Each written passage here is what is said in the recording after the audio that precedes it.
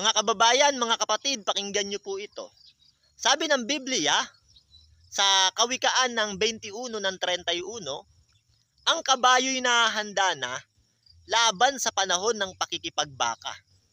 Ngunit ang pagtatagumpay ay sa Panginoon. Sabi ng Biblia, yung kabayo handa na raw laban sa panahon ng digmaan. Pero ang pagtatagumpay ay sa Panginoon.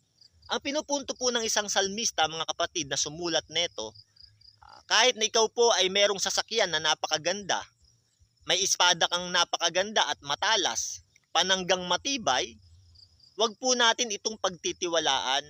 Ang atin pong pagtitiwalaan ay ang Diyos. Kasi ang pagtatagumpay po ay sa Panginoon. Hindi tayo kayang ipagtanggol ng ating mga armas. Bagamat merong mga may armas lumalaban sa digmaan sa kanilang panahon, pero sila rin po ay namamatay. Kaya tinuturo ng Biblia na huwag tayong magtitiwala sa kahit kaninong bagay o tao. Magtitiwala tayo sa Diyos. Kaya sabi ng Biblia sa awit ng 20 verse 7, ang iba'y tumitiwala sa mga karo at ang iba'y sa mga kabayo.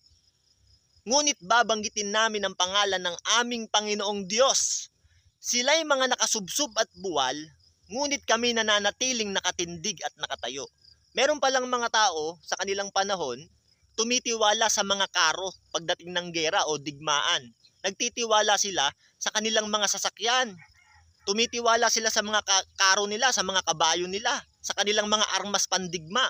Pero sabi ng salmista, ngunit babanggitin namin ang pangalan ng aming Panginoong Diyos. Sila'y mga nakasubsob at buwal, ngunit kami nananatiling nakatindig at nakatayo.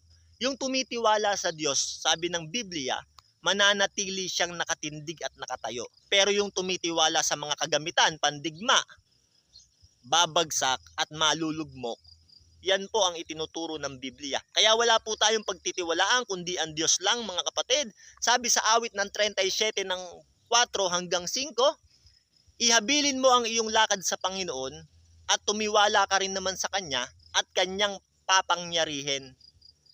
Yung lakad po natin, mga kapatid, ihabilin natin sa Panginoon. Titiwala tayo sa Kanya at sabi ng Biblia at ito'y mangyayari. Kaya sa Biblia, mga kapatid, itinuturo ng Biblia na wala tayong ibang pagkakatiwalaan kundi ang Diyos lang natin.